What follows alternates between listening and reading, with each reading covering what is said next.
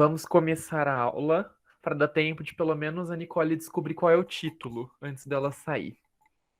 Então, a aula dando continuação à semana passada. Funções orgânicas. Funções orgânicas, aquele nosso sofrimento da química, tá? Mas que é gostosinho até.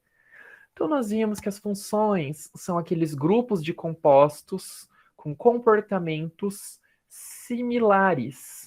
E eles são bem parecidos com o arranjo e composição atômica. Por isso que eles acabam tendo propriedades parecidas.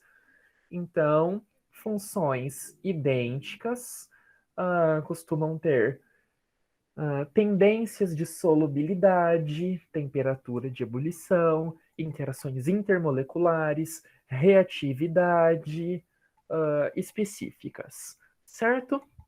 Nós vimos vários hidrocarbonetos na semana passada. Então, era aquele grupo que tem aqueles compostos apenas com carbono e hidrogênio. E eles se dividem em vários subgrupos.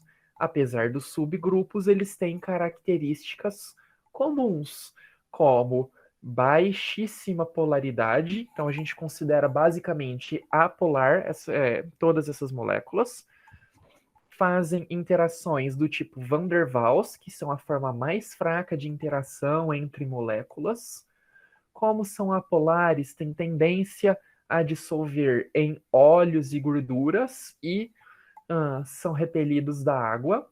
Então, a grande maioria dos óleos são compostos por hidrocarbonetos, certo? Gasolina, a gente sabe que não mistura tão bem com água. Querosene, também não. Petróleo, a gente vê na TV aquelas manchas de óleo quando tem vazamento. Sabe que também não. São todos hidrocarbonetos. Certo? Leite de magnésia? Leite de magnésia eu não sei. Leite de magnésia, na verdade, eu acho que não é um hidrocarboneto. Leite de magnésia, se eu não me engano, é hidróxido de magnésio, MgOH2. E é uma base que tem baixa solubilidade, mas por outros motivos. Mas é estranho tomar. Eu prefiro bicarbonato. Prefiro bicarbonato, porque eu acho que leite de magnésia tem um sabor estranho. Então, nós temos vários hidrocarbonetos com essas propriedades semelhantes, certo? Subgrupos que nós vimos: alcanos, só carbono e hidrogênio, ligação simples entre carbonos. Alcenos, carbono e hidrogênio, uma dupla entre carbonos. Alcinos, carbono e hidrogênio, uma tripla entre carbonos. Alcadienos, duas duplas entre carbonos, certo? E aí a gente tinha subgrupos, que são os acumulados, os conjugados ou os isolados, dependendo da disposição dessas duplas. E aí, quando a gente vai tendo insaturações, então ligações duplas, triplas, duas duplas, etc., esses compostos passam a ter maior chance de polimerizar, maior reatividade frente à polimerização, então formar longas cadeias. Por que que vai aumentando a reatividade se a gente põe dupla, tripla? Porque você põe pequenas regiões com acúmulo de elétrons. Então, nessa regiãozinha aqui que tem uma dupla, tem mais elétrons que o restante da molécula que só tem simples. Então, essa região é suscetível a fazer reações. E é claro que essa daqui que tem dupla também. Só que muda a reatividade de uma para outra dependendo do tipo de reagente que você vai usar. Vimos também que nós temos os cicloalcanos ou ciclanos, que nada mais são do que os ciclos. Então, cadeias carbônicas ligadas nas pontas, formando ciclos, tá? Então, uma estrutura fechada. O ideal é eles terem ângulos mais perto de 109 graus e 28 minutos. Os que chegam mais perto desse ângulo são ciclos com 5 membros, que chegam em 108, ou com 6 membros. Lembra que a gente vê ele parece tá plano, mas na verdade ele assume conformações cadeira e barco. E aí chega no ângulo correto. Ciclos com menos átomos compondo ele tem alta tensão de anel, que a gente chama, e eles quebram facinho. O que significa que eles quebram? Abre esse ciclo, se transforma numa molécula linear, ok? Então eles são bem mais reativos do que os demais hidrocarbonetos, certo? Um ciclopropano desse é super reativo comparado com um propano. Certinho? E vimos aqui, ó, a conformação tridimensional, formato cadeira, e a presença em alguns poucos medicamentos. Certinho? Terminamos a aula passada em aromáticos. Correto? O que são os compostos aromáticos? Geralmente são derivados dos hidrocarbonetos também, então vários aromáticos têm só carbono e hidrogênio. E por que que eles chamam aromáticos? Então, por que que eles passam a chamar aromáticos? Porque perceberam que o benzeno tinha um aroma. E aí acho que meio que perceberam que vários desses tinham aromas e aí colocaram como aromáticos, mas não é regra eles terem qualquer tipo de aroma, tá? E sim, vários cheirinhos de pinheiro podem ser derivados, vários cheiros em geral podem ser derivados de moléculas com anéis aromáticos. A gente vai vendo de acordo com outras funções, elas vão se combinando e dependendo da função dá cheiros específicos. Então, são todos nomeados após o benzeno. Então, o benzeno foi o primeiro a ser denominado um aromático. E lembra, eles são estruturas planares. Então, a gente vê ele assim, 6 membros retinho. Se a gente vira de lado, ele não forma cadeira. Ele está reto mesmo, plano. Não como meus dedos, porque olha aqui como meus dedos são tortos. Mas eles ficam retinhos. Benzeno é uma molécula planar. Os aromáticos em geral são moléculas planares. E o que acontece com eles? Eles têm ligações simples e duplas alternadas, intercaladas. E elas entram num fenômeno chamado ressonância. Então, os elétrons do orbital P de um átomo passam para o do outro, e aí fica trocando, simples, dupla, fica passeando esses elétrons, e no final a molécula como um todo tem um caráter de 1,5 ligações. As ligações não têm nem caráter de simples nem de dupla, seria uma transição. Ok?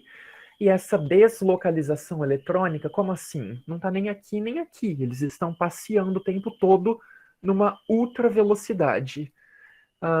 Dão uma altíssima estabilidade para essas moléculas se a gente for comparar com o ciclo hexano. Então, quando a gente compara aqui com o ciclo hexano, que tem 6 carbonos também, só que só tem simples, os aromáticos são muito mais estáveis, é muito mais difícil sofrerem reações, etc. A gente vai vendo para frente. Ok? Os anéis aromáticos podem ser compostos só de um benzeno, podem ter benzenos fundidos e assim em diante. Certo? Só que essas propriedades são mais mantidas. E eles podem ser substituídos. Então, quando você vai ter a primeira inserção de um grupo novo, diferente de hidrogênio, vai ser em qualquer um dos lugares. Depois que você inseriu esse primeiro grupo, a orientação dos demais vai ser em relação a esse primeiro. Então, o primeiro que foi inserido vai guiar a inserção do próximo grupo no carbono 2, 3 ou 4. depende de tamanho, né, a questão do volume, a quantidade de elétrons que essa molécula tem, dos efeitos que ela tem nela, mas ela influencia, o primeiro grupo influencia a entrada dos demais, certo? Aqui vamos fingir que nessa região da molécula, em vez de hidrogênio, a gente substitui por um outro átomo ou um outro ligante, sei lá, um CH3, tá? Bem simples. Fazemos um metilbenzeno. A inserção de um próximo grupamento vai poder ser na posição 2, 3 e 4, certo? Por que eu não posso inserir na 5 e na 6? Porque se eu inserir na 5, vocês concordam que na hora da gente dar a nomenclatura vai ser 1, aí vai ser 2, 3? A gente vai tentar encaixar nos menores números possíveis. E se tem só 2 ligantes, só esses 2 que vão estar encaixados. Aí seria 1 e 3. Então a gente só estuda basicamente do 1 ao 4. Ok? Se o primeiro ligante está no carbono 1 e o segundo ligante se encaixa no carbono 2, ele pode ser chamado de 1,2, e aí a gente põe o nome dos ligantes, ou a gente chama ele de orto alguma coisa. Então, quando a gente está ligado 1,2, adquire o nome de orto. Se é 1,3, a gente chama de posição do ligante meta. E 1,4 para. Então, se está ligado nesses mais próximos do ligante do carbono 1, é orto. Se está ligado nos intermediários, é meta. E no extremo oposto, é para. Aqui nós temos o metilbenzeno. Então, o metil ligado no benzeno. Lembra que esse círculo no meio é uma forma de representar o benzeno por causa que os elétrons estão passeando. E aí tem gente que desenha como círculo. Tá correto. Aqui nós temos o 1,2 dimetilbenzeno, mas a gente pode chamar ele de orto dimetilbenzeno ou ortoxileno. Xileno significa que ele vem do Chile? Não. É um nome popular que deram para essas moléculas que tem um benzeno e 2-metil ligado diretamente. Então esse é o orto, tá vendo? Ó, tá ligado. A gente considera um dos dois como referência. Então eu vou considerar esse primeiro como referência. E o próximo ligante está ligado no carbono seguinte. Então, ligado no carbono seguinte é orto. Se está ligado com um carbono de espaçamento, é meta. Então a gente tem o meta chileno. E se está ligado no extremo oposto, que é o mais fácil de ver, é para. Então, para chileno, que a gente representa por O, M e P, basicamente. Então, orto, meta e para é um indicativo de qual é a posição dos ligantes em relação a um referencial, certo? E, ai, professor, para que eles servem? Para nível de vestibular, não tanta coisa. Mas quando você vai estudar reações mais aprofundadas, você vai ver que se você tem dois ligantes e eles estão orto entre si, a inserção de um terceiro ligante vai ser influenciada por essa relação orto. E aí ele provavelmente vai se encaixar na forma par e assim por diante, tá? Então, eles podem influenciar a ligação dos próximos grupamentos. Isso é uma das coisas que acontecem. Como eu fiz para decorar essa posição dos aromáticos, orto, meta e para? Aqui está escrito R, que é um grupo qualquer. Você pode substituir por P, porque quando eles estão extremos opostos, é posição para. E aí forma pom-pom, igual o pompom de líder de torcida. Então, se os braços estão mais fechados, é orto. Intermediário, meta. E diametralmente opostos, para. Então, pensar no pom me ajudou a decorar. Sério, durante a faculdade inteira eu usei esse pom que eu inventei lá no ensino médio e para mim funcionou, tá? Então pensem no pom, ok? Então a gente põe esse ligante como P, aí o O é para os dois lados, claro, sempre em relação ao P, tá? Se a gente fizer um V aberto, não vai mais ser orto. Vocês têm noção, ó, que se eu encaixo um aqui e outro aqui fazendo um V, sem ter esse ligante no meio, não vai mais ser orto, ok? Porque vai ter ligante, espaço, ligante.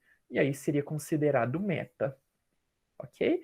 Então eu sempre tento encaixar o primeiro ligante virado para cima e faço pompom. Temos outros hidrocarbonetos que eu só vou citar, outros hidrocarbonetos aromáticos que eu só vou citar para vocês. Não precisa se preocupar, tá? Ai, meu Deus, isso é um aromático ou não? Tem algumas regrinhas para a gente saber se são aromáticos. Eles precisam ter os elétrons pi, então aqueles elétrons da insaturação, da ligação dupla, eles precisam estar em número 4n mais 2. Então, se eu tenho 6 carbonos, eu tenho que ter 4 vezes 6 mais 2, certo? E aí, enfim, aí você vê se esse número está obedecendo a regra. Se ele obedecer, você vai ter propriedades de aromáticos. Só para saber que existe uma regra. Em geral, qual vocês vão ver? Se concentrem no benzeno e no naftaleno. Ok? Então a gente chama de benzeno quando tem dois benzenos juntos, naftaleno. Uma coisa que eu não falei para vocês é o nome dessa moleculinha aqui. O nome correto, o nome IUPAC é metilbenzeno, mas o nome popular é tolueno. Então, se vocês virem no vestibular, eles chamam muito mais de tolueno. Saibam que é um derivado de benzeno. É a naftalina servindo para alguma coisa. Então, nós temos o benzeno e o naftaleno, que são os mais comuns. Naftalina não serve só para dar cheiro para casa de idosos, tá? Mata baratinha de guarda-roupa. Ela serve para fazer estudante chorar também. Então, aqui a gente vê vários exemplos. Eu não sabia que criança tinha vício. Você está mais inteirada no mundo dos vícios que eu aí. Esses que estão de verde embaixo significam que são sistemas aromáticos. Então, alguns são um pouco inusitados. A gente vê que esse segundo aqui tem uh, uma carga negativa no carbono. Então, o carbono precisa de adquirir carga negativa para ele ser considerado um sistema aromático. Outro, o carbono precisa adquirir carga positiva. É incomum, mas pode acontecer do carbono adquirir essas cargas. Enquanto outros super parecem que são aromáticos, mas na verdade não são, porque não obedecem essa regra de Huckel, tá? Então não tem o número de elétrons correto. Só para saber que nem tudo que parece aromático é de verdade. Tá? E o que isso impacta? Muda as propriedades, principalmente da estabilidade. Então foco no benzeno, no naftaleno, e se a gente tem 3 anéis fundidos, ele costuma chamar antraceno. São os 3 mais comuns, ok? E eles são absurdamente recorrentes em medicamentos. Se tem no biotônico Fontoura eles, não sei. Nicole disse que tem é viciante. Biotônico eu já ouvi falar que tinha álcool antigamente. A criançada já era criada, ó, alcoolismo desde cedo. Então nós vimos todos os hidrocarbonetos. Agora. Entendi. Foi só. A gente partiu do naftaleno só para dizer que o biotônico causa vício. Tipo, do nada. Gostei dessa referência. Entendi. Tem toda uma relação. Outra função que a gente vai aprender são os haletos orgânicos. Os aletos orgânicos já são um novo grupo, que é quando as moléculas têm carbono e hidrogênio, ou só carbono, e pelo menos um halogênio. Qual é o halogênio? É aquela família 17. Os elementos menores de cada período, maior tendência à eletronegatividade, então era o flúor, cloro, bromo e iodo. Às vezes pode aparecer os outros dessa mesma família, que se eu não me engano são o astato, talvez o telúrio, alguma coisa assim. Mas eles não são muito comuns de reagir. Então foco no flúor, cloro, bromo e iodo. Não são todos os que estão na musiquinha do Fon, cloro, bromo, pH, tá? Todos eles estão na musiquinha, mas não quer dizer que todos que estão na musiquinha são aletos ou halogênios. Ok? Então nós temos esses 4 representantes e eles possuem alta eletronegatividade. E quando eles estão ligados numa molécula que só tem carbono e hidrogênio, cria uma grande diferença de eletronegatividade e deixa a molécula polarizada. Cria uma polarização dessa estrutura. Claro que depende da geometria também, mas cria uma polarização da estrutura em si. E aí permite que faça mais ligações do tipo dipolo-dipolo, que são um pouco mais fortes que as ligações de Van der Waals. Se eu tiver uma molécula que é basicamente um hidrocarboneto super comprido, com 20 carbonos, e em uma das pontas eu tenho um cloro, essa região vai ser um aleto. Mas quer dizer que a molécula inteira vai fazer dipolo-dipolo? Não. Nessa região que tem o aleto, vai fazer dipolo-dipolo. O resto da molécula vai fazer Van der Waals. Tá? Tudo depende do tamanho da molécula, lembrem. Interações entre moléculas diferentes ocorrem por várias forças diferentes. Mas considerando moléculas pequenas, quando a gente põe um halogênio, cria um maior impacto, por causa dessa diferençona de eletronegatividade. E aí o que acontece? Vai criar um acúmulo de carga negativa perto do halogênio e uma carga positiva perto do carbono. O que esse X representa? Quando a gente está falando de aleto, esse X significa que pode ser flúor, ou cloro, ou bromo, ou iodo, tanto faz. X indica que pode ser qualquer um dos halogênios.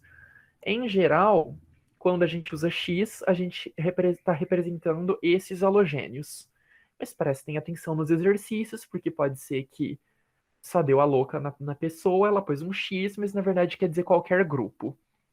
É que quando é qualquer grupo, a gente tem tendência a representar como R, tá? Que significa qualquer grupo aleatório lá. Se é X, geralmente é flúor, cloro, bromo e iodo. Então, como eles fazem ligações de polo, eles vão fazer ligações mais fortes, porque tem diferença de polaridade. A atração é mais forte, essas moléculas tendem a ter um ponto de ebulição mais alto do que outras que não tenham esses aletos e sejam de tamanho aproximado. Ok, então vamos pegar aqui, ó, essas duas moléculas. O butano é um hidrocarboneto. Cloreto de etila é um aleto orgânico, porque, ó, ele tem um cloro numa molécula orgânica. Eles têm mais ou menos a mesma massa. Esse daqui 54 e esse 58, então dá para comparar bem eles. O que acontece? O butano só faz ligação de Van der Waals. Temperatura de ebulição, 0 graus. 0 graus ele passa do líquido para o gasoso. Cloreto de etila é super parecida a estrutura, né? Pelo menos o tamanho é super parecido. Já tem uma temperatura de ebulição de 13 graus, tá? Então são 13 graus de diferença apenas por essa troquinha de desses CH por um cloro. Então só por ele fazer uma ligação do tipo dipolo-dipolo, já aumenta a temperatura de ebulição significativamente. Ok. Alguns exemplos desses aletos orgânicos. O teflon das panelas, Então, ele é basicamente uma cadeia de carbonos ligados com flúor, uma cadeia longa. Lembra que para sofrer reação de combustão tinha que ter carbono e hidrogênio? Como o Teflon só tem carbono e flúor, não vai queimar, por isso que ele é antiaderente, entendeu? PVC, que forma cano, policloreto de vinila, ele é um haleto, então é CHH, CHCl. Isso daqui se repete N vezes. Fréons. Esses fréons são aqueles clorofluorcarbonetos, que são aqueles compostos que serviam para refrigeração de geladeira, ar-condicionado, mas que perceberam que destrói com muita potência a camada de ozônio. E hoje em dia eles são proibidos por lei de serem usados em qualquer tipo de spray. Certo? Dos haletos orgânicos, só a título de curiosidade, nós temos a classificação em haleto de alquila ou de arila. O de alquila é quando o halogênio, grupo X, está ligado num carbono saturado, ou seja, um carbono que só faz ligação simples. O de arila é quando ele está ligado num anel aromático, tá? Então, tá faz, certo? Haletos orgânicos podem estar em cadeias abertas ou em anéis aromáticos, inseridos diretamente. Como não vai ter o grupo FON bonitinho, né? Ele não vai ter aquela alta capacidade de formar ligações de hidrogênio. Lembra que para fazer uma ligação de hidrogênio, os grupamentos têm que ter flúor, oxigênio ou nitrogênio com um hidrogênio ligado diretamente. Como aqui só vai ter o flúor ligado direto no carbono, ou cloro no carbono, etc., não vai ter essa alta capacidade de fazer ligações de hidrogênio. Então, em geral, eles são pouco solúveis em água, tá? Eles têm, mas eles são solúveis em solvente polar, porque eles têm polaridade. Mas em água mesmo, baixa solubilidade.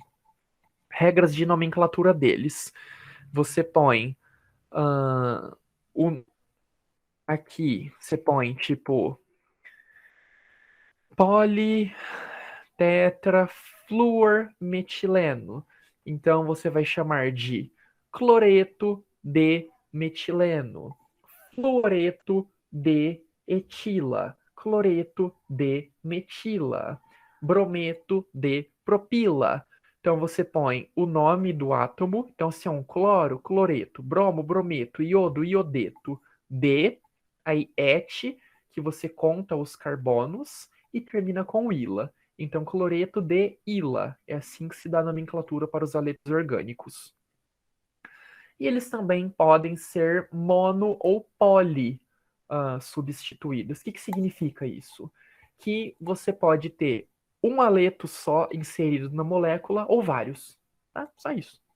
Então, a fluoxetina, que é um ansiolítico, inibidor seletivo da recaptação de serotonina, ele tem aqui, ó, 3 flúors inseridos na molécula, tá? Nesse carbono saturado.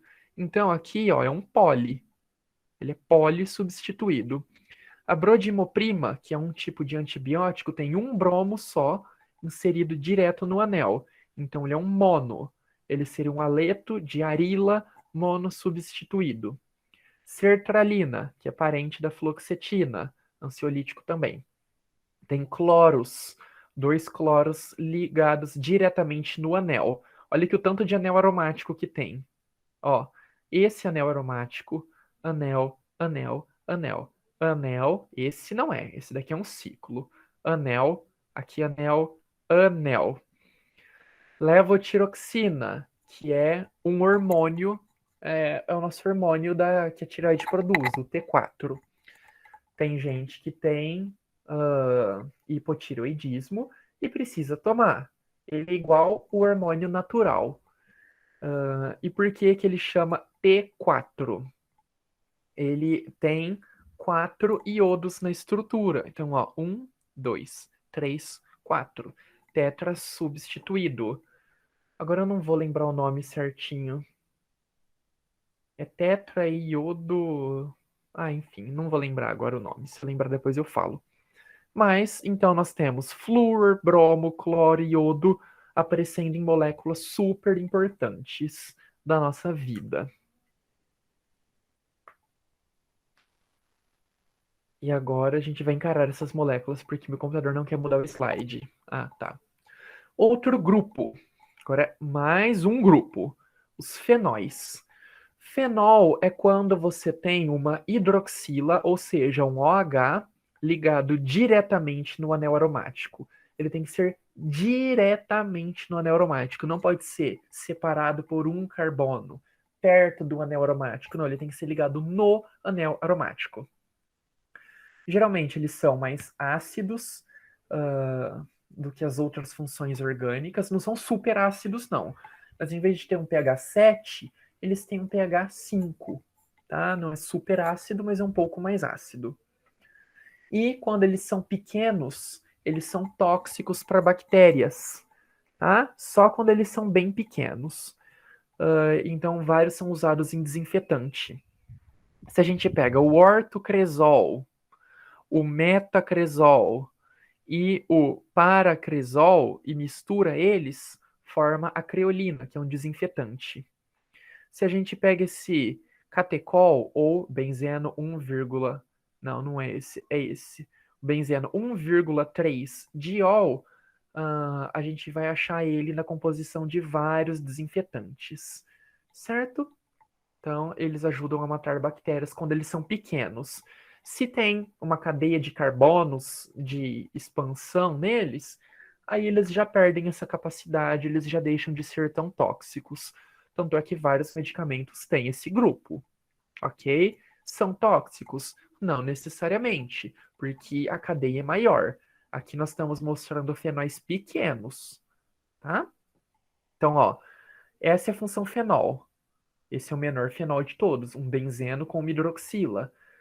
Os outros pequenos têm um metil ligado só vai variando a posição, tá vendo? O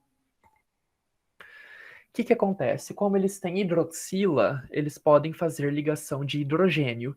Então, eles têm uma maior solubilidade em água, dependendo do tamanho, certo? Então, eles são parcialmente solúveis. Se a gente olhar no fenol, ele tem um anel aromático, que é um hidrocarboneto insolúvel em água. E tem essa região que é solúvel. A molécula como um todo vai ter solubilidade de 9 gramas em 100 gramas de água. Então dá para fazer a 9% no máximo. Se a gente aumenta um metil, então aumentou um pouquinho a cadeia apolar, já cai de 9 para 2 a solubilidade. Tá? Então cai bastante. Da mesma forma, se a gente põe duas hidroxilas, vai fazer mais ligações de hidrogênio. Então fica mais solúvel. E aí ele passa a fazer, passa a ter solubilidade mais de 120 gramas por 100 gramas de água. Ok?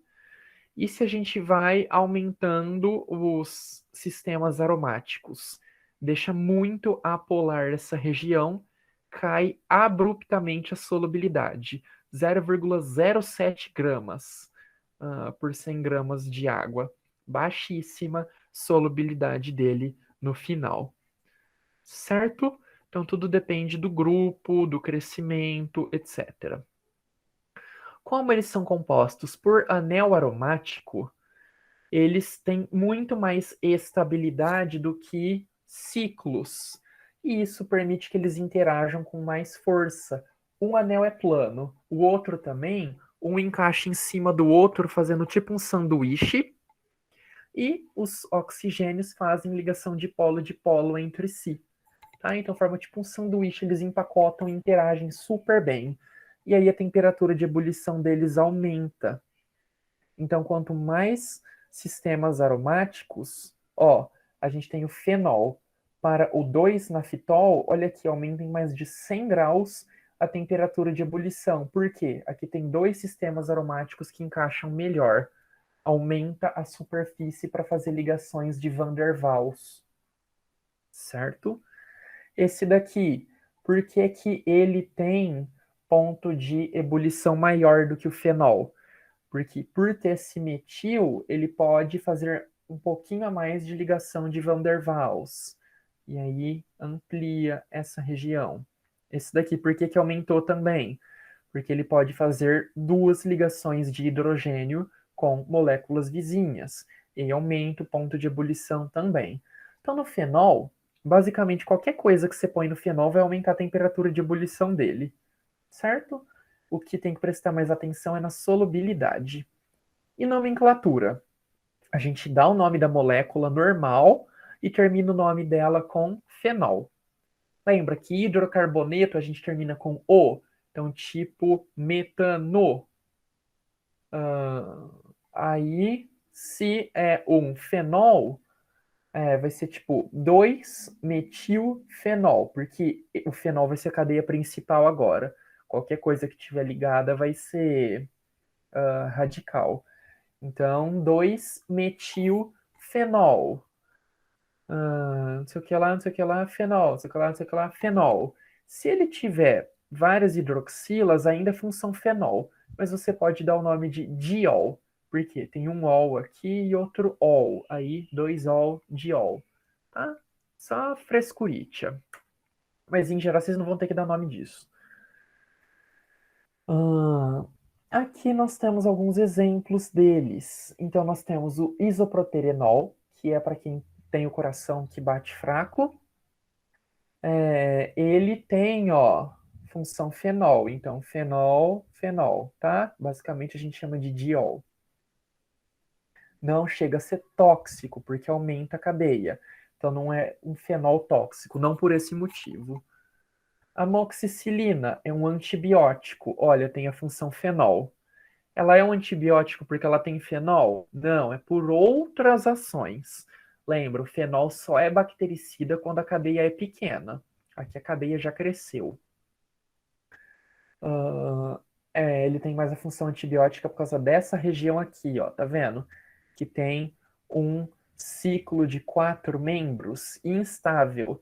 A hora que chega dentro da bactéria, ele se abre e liga em uma proteína-chave dela e a proteína para de funcionar. Tetraciclina também tem um fenol aqui. É antibiótico, mas não por causa dessa região também. Ele é antibiótico por causa do lugar que liga na bactéria, não por toxicidade via fenol, tá? Porque tem muito mais molécula além disso. Tudo certo por enquanto? Tranquilo, tranquilo? Alguma dúvida? Algum sofrimento? Tá? Função álcool. Outra funçãozinha. O fenol não era uma hidroxila ligada diretamente numa cadeia, num benzeno, ou num naftaleno, etc.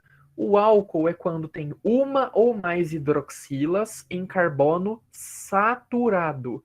Então é um carbono que só faz ligação simples, certo? Então aqui, ó, o propan 2-ol. O OH está ligado num carbono que só faz ligações simples. Esse daqui que está ligado num ciclo. Ah, professor, mas não é um fenol? Não. O fenol é quando está ligado num aromático. Aqui é só um ciclo. Então, isso daqui é um álcool cíclico. Esse daqui é um álcool também. Por quê? Ele está sendo separado por um carbono do benzeno. Certinho, então ele não é um fenol. Tem uma separaçãozinha. Aí temos outros exemplos. Aqui nós temos alguns que a gente chama de diol, porque tem mais de uma hidroxila ligada lá. E aqui nós temos a glicerina, que também é um poliol e é super comum de aparecer em cosméticos com efeito umectante. Então, vários hidratantes possuem glicerina, lubrificantes de qualquer tipo de uso estético, uso na pele, ele tem composição com glicerina, porque os OH fazem ligação com a água, então eles mantêm a pele úmida. Desculpinha, hein? Você cochilou e caiu em cima do botão de desligar. Outros lugares que aparecem álcool são moléculas do nosso corpo naturais. Então, tipo colesterol. Colesterol, ó, tem um álcool ligado numa grande cadeia hidrocarboneto, ó, tá ligado num ciclo. Carbonos saturados, que só fazem ligações simples. E o colesterol é super importante para fazer outros hormônios, como a testosterona, o estradiol, o estrógeno, progesterona, são todos derivados do colesterol, que é obtido na alimentação, mas também é muito produzido pelo nosso fígado. Só que o álcool mais conhecido por nós é o etanol, que as pessoas bebem pelo efeito depressor, então diminui mais ou menos a velocidade de pensamento, né? E então acalma as pessoas. E como combustível para carro, porque ele sofre combustão e libera energia. O etanol também é usado como desinfetante quando ele está a 70%. Por que ele tem efeito de desinfetante? Porque ele se liga com moléculas de água e tira moléculas de água da membrana das bactérias ou de membranas de partículas virais, protozoários, fungos, desidrata a membrana e a membrana racha, rompe e a célula morre. Por que tem que estar 70%?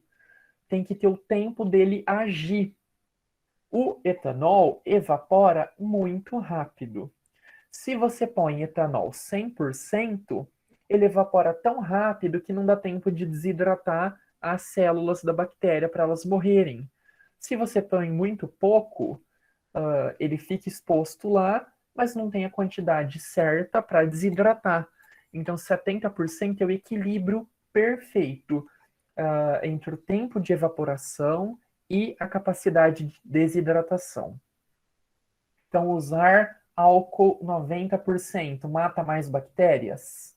Não. O 70% é o tempo ideal para matar vírus, bactérias, com o tempo de evaporação. Para dar nome para os alcoóis, a gente dá o nome da molécula inteirinha e o final a gente chama de ol. Então, metanol, propanol, 1-propanol, 2-propanol, butanol, pentanol, icosanol, 13-icosanol. Então, só terminar com ol significa que é um álcool. Ok? Basicamente isso. É uma molécula que faz ligações de hidrogênio, que eu vou falar logo em seguida, tá? E aqui são alguns tipos de álcool. Ele pode ser primário, secundário ou terciário. Quando ele é primário? Quando a hidroxila se liga em um carbono primário, um carbono que só se liga em um carbono vizinho. Ele é secundário quando a hidroxila se liga em um carbono que se liga com dois carbonos vizinhos. Ou terciário, quando o carbono se liga em três carbonos vizinhos e uma hidroxila. Não dá para ele ser um álcool quaternário, porque ele teria que se ligar num carbono quaternário, um carbono que faz ligação com outros 4 carbonos. E aí esse carbono, para ter uma hidroxila e mais 4 carbonos ligados, teria que fazer 5 ligações. E não acontece isso praticamente nunca, tá? Muito difícil. Alguns exemplos que aparece essa função álcool. A hidroxicloroquina, que é um medicamento para artrite reumatoide e lúpus eritematoso sistêmico. Não é um medicamento para COVID. Por que ela chama hidroxicloroquina? Porque ela tem uma hidroxila, enquanto o resto da função é idêntica da cloroquina normal. Então é uma cloroquina com uma hidroxila, basicamente uma função álcool. Por ela ter função álcool, ela vai te deixar bêbado? Não. São só alguns alcoóis que deixam bêbado, tipo o etanol, tá? Os demais, não. Você não vai ficar bêbado tomando hidroxicloroquina, certo? Simvastatina, que ajuda a diminuir os níveis de colesterol. Tem um álcool também, só que é um álcool ligado num ciclo. Venlafaxina, que é um inibidor dos receptores de serotonina e norepinefrina. É um ansiolítico, super caro. Ele é um álcool ligado, ó, entre um ciclo e uma cadeia aberta. Ok. Então todos são alcoóis e é uma função super recorrente. Algumas propriedades. Quando ele tem a cadeia pequena, então poucos carbonos, eles são líquidos incolores, com cheiro característico de álcool e são bastante solúveis. Então pensa no etanol, tá? Líquido, incolor, cheiro de álcool e boa solubilidade. Provavelmente vocês não têm contato com outros tipos de álcool com facilidade. Uh, por exemplo, o metanol, que é super tóxico. Mas se vocês um dia tiverem oportunidade de fazer estágio em algum laboratório, provável que vocês tenham contato com algum álcool. E aí vocês vão perceber que o cheiro é parecido. Então, eu também não tenho muito contato com álcool, mas em laboratório a gente usa muito álcool. Não para beber, né? Para os experimentos. E aí a gente percebe que o cheiro é meio parecido, por isso que chama cheiro característico. Conforme vai crescendo a cadeia carbônica, vai ficando mais apolar. E aí vai diminuindo a solubilidade e aumentando a temperatura de ebulição. Por quê? Mais forças de Van der Waals, tá? E menos ligações de hidrogênio com a água. Aqui nós temos um hidrocarboneto e um álcool de tamanho parecido, o butano e o propanol. O butano não faz nenhuma ligação de hidrogênio, então a temperatura de ebulição dele é 0 graus. O propanol, esse álcool, faz uma ligação de hidrogênio, na verdade ele pode fazer até duas. Isso aumenta a temperatura de ebulição dele para quase 100 graus Celsius. Olha como que uma hidroxila impacta nos alcoóis. Então o álcool tem temperatura de ebulição muito, muito maior do que os hidrocarbonetos de tamanho parecido, tá? E aumenta a solubilidade. O butano é insolúvel em água. O propanol, ele é infinitamente solúvel em água. Então você pode ir misturando etanol com água, propanol com água, que eles vão ser solúveis. Até que a cadeia tenha 4 carbonos ou mais. Tá? Se tem 1, 2 ou 3 carbonos, o álcool, ele é super solúvel em água. A partir de 4, diminui muito a solubilidade. Então, 4 carbonos já passa de infinito para 8 gramas por 100 gramas de água. Depois, com 5 carbonos, de 8 já passa para 2. Com 6 carbonos, já passa para 0,6. Como o álcool tem maior temperatura de ebulição, se ele se dissolve mais rápido. Não é bem questão de se dissolve mais rápido, ele evapora com facilidade. Ter maior temperatura de ebulição não quer dizer que ele vai ser impossível de evaporar, tá? Não é só porque, por exemplo, o etanol evapora, se transforma do estado líquido para o gasoso em 78 graus, que em 0 graus ele não esteja fazendo isso. Quando a gente tem 78 graus, quer dizer que a 78 graus, 100% do álcool líquido vai passar para a forma gasosa, tá?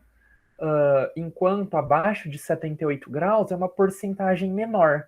Se você passar álcool na mão, você cria uma pequena camada de álcool. E aí não vai ter tanta interação entre si e entre outras moléculas, e bate o ar, ele evapora. Agora, se você deixar num copinho com álcool, vai demorar pra caramba para evaporar. Entendeu? Então, não quer dizer que é impossível dele evaporar numa temperatura mais baixa que isso. Só quer dizer que a eficiência não vai ser tão grande. Mas conforme vai batendo vento, vai tirando a camada de cima e vai evaporando as inferiores. Tanto que se você deixar uma garrafa de etanol aberta e uma garrafa de água aberta, A água é 100 graus de temperatura de ebulição, o etanol é 78. O etanol vai evaporar bem mais rápido, certo? Se não fosse essa capacidade de bater o ar e evaporar mesmo abaixo da temperatura de ebulição, a roupa não secaria no varal. Já pararam para pensar nisso? A roupa a gente estende molhada, a gente não chega a 100 graus, mas a água líquida se transforma em gasosa, tá? Porque elas vão se desprendendo aos poucos. As camadas mais superficiais fazem menos interações com o resto das moléculas. Então, elas se desprendem com facilidade. Vamos pensar que um líquido tem várias camadinhas de átomos. Desprendeu a primeira camada, a segunda fica exposta. Aí ela desprende também. Depois vai a terceira, que desprende também. E assim em diante, até evaporar tudo. Ok. Então, eles podem formar ligações de hidrogênio, que aumentam muito a solubilidade, até 4 carbonos para cima. Temperatura de ebulição, o que acontece? Se a gente considerar que os alcoóis têm uma hidroxila só, e a gente só aumentar o tamanho da cadeia carbônica, vai aumentar a temperatura de ebulição, porque vai aumentar a área de superfície e fazer mais ligações do tipo Van der Waals. E aí vai ter as ligações de polo, que o OH pode fazer, ligações de hidrogênio, que o OH também pode fazer, e depois as de Van der Waals do empacotamento. E essa soma de ligações vai dar uma temperatura de ebulição maior. E aí esses alcoóis de cadeia grande podem até ser sólidos, ok? Então, os pequenos são líquidos, solúveis, transparentes. Os grandes já começam a ficar pastosos ou sólidos e não solubilizam em água. E para encerrar, nós temos funções super parecidas, mas que mudam o nome. Então, o álcool para o fenol temos algumas diferenças. Álcool é carbono saturado, o fenol é ligado diretamente no aromático, é mais ácido, ok? Então, esse daqui é um fenol, que é um OH ligado diretamente no anel aromático. Aqui nós temos um álcool em carbono saturado. Então, esse é um álcool. E esse OH que está ligado em um carbono que é insaturado, mas não é um anel aromático, ele é chamado de enol. As propriedades do enol para um álcool são bem parecidas. O enol é um pouquinho mais reativo. Então, nós temos fenol, álcool, enol. Esse OH que está ligado num carbono que só faz ligação simples, álcool. Esse OH que está ligado num carbono que faz dupla, enol. Então, nós temos enol, álcool, enol, álcool, fenol. Tudo isso em uma molécula só de antibiótico. Professor, você esqueceu uma hidroxila aqui. Essa não é álcool, nem fenol, nem enol. A gente já tem um grupo diferente por causa dessa carbonila aqui. Aí muda completamente as propriedades, a gente vai ver nas próximas aulas. Certo? E se a gente tem duas hidroxilas e um mesmo carbono, então, tipo assim, um duplo álcool no mesmo carbono, que a gente chama de diol geminal. Então, diol porque tem dois, geminal porque eles são tipo gêmeos, estão no mesmo carbono. Eles são super reativos e aí formam cetonas ou aldeídos. Muita informação, mas é isso por hoje. Alguma dúvida? Algum questionamento? Super legal essa pergunta sobre a questão da temperatura de ebulição com evaporação. É uma relação que é muito difícil a gente fazer e ninguém para pensar. Tudo certo? Se é só isso, até semana que vem. Estudem, tentem fazer a listinha, porque funções caem muito em vestibular, tá? Obrigado pela atenção. É nós, 3 sobreviventes. E até próxima aula.